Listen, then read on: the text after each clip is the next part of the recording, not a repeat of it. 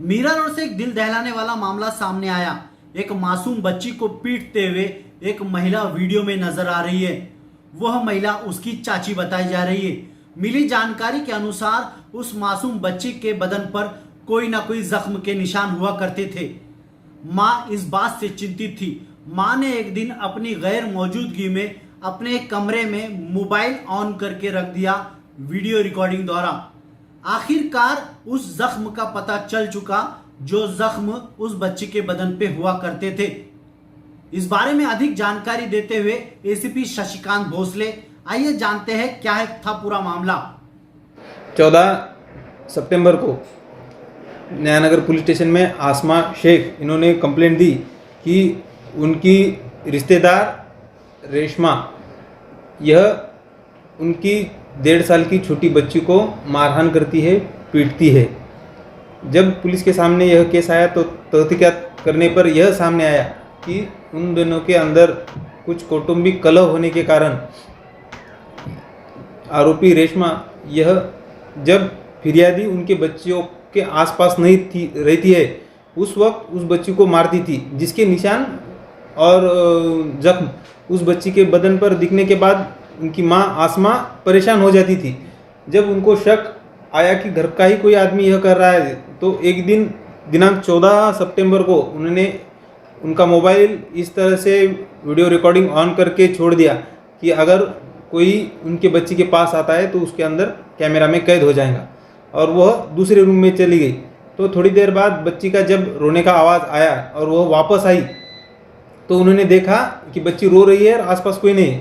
जब उन्होंने mobile shooting check किया तो उनके ऐसे ध्यान में आया कि उनकी जो रिलेटिव रेशमा है वही आकर उनकी छोटी बच्ची जो लगभग 15 महीने की है उसको मारकर चली गई है।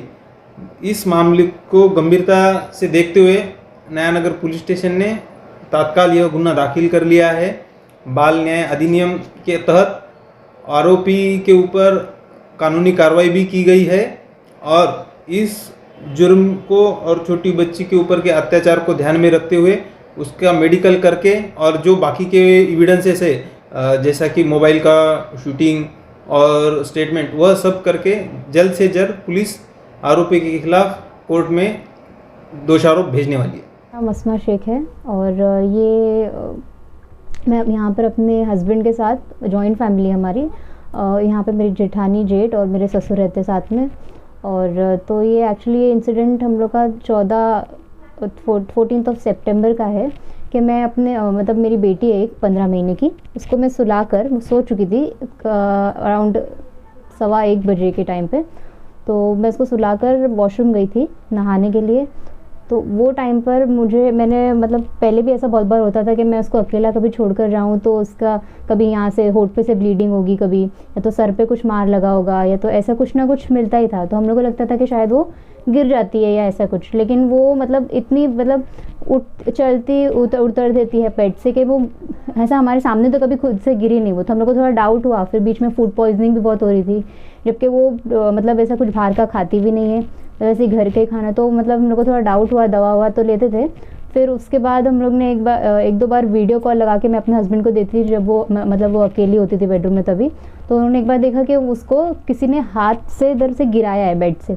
जब वो मुझे आवाज़ देने के लिए बेड पे खड़ी हो जाती थी, वहाँ पे डोर पे सेफ्टी चेन लगी होती है तो खाली थोड़ा डोर खुलता है, तो वहाँ पे से इसको किसी ने हाथ से गिराया। तो वो 2-3 बार, तो हम लोग प्रूफ नहीं जमा कर पाए क्योंकि वीडियो कॉल में इतना क्लियरिटी होती नहीं है।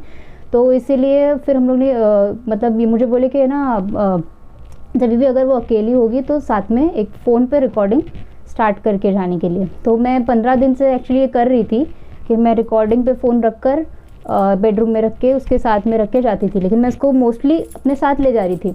उस दिन वो इत्तेफाक से सो गई और मैंने रिकॉर्डिंग स्टार्ट करके मैं नहाने चली गई। आने के बाद मुझे वो बहुत रोती हुई मिली, लेकिन मुझे लगा कि शायद नींद से उठ गई है तो इसलिए रो रही होगी। तो मैं भी एकदम काम एकदम अच्छे से आके मैंने उसको निकाला। मुझे पता नहीं था कि ऐसा कुछ रिकॉर्ड हुआ है इसमें। बाद में मैं जब रिकॉर्डिंग ऐसे देख रही हूँ तब मुझे पता चला कि ये अच्छा, ये पहले उसने उसको मारा, फिर उसके बाद वो आने इधर तक मुझे बुलाने के लिए जब बेड के कोने में आई, चेन खोल के मार के भागने के बाद जब वो बेड के कोने में आई तो उसको हाथ डाल के नीचे भी गिराया। तब उसके बाद वो ऊपर चढ़ गई बच्ची। तो तब हम लोग को पता चला। और ये मतलब हम लोग के साथ जो रहती है मेरी जेठानी है तो उसका है, उसके खुद के भी 2 बच्चे हैं। और वो मारने के बाद फट से अपने रूम में जाके दरवाज़ा लॉक करके बैठ गई थी।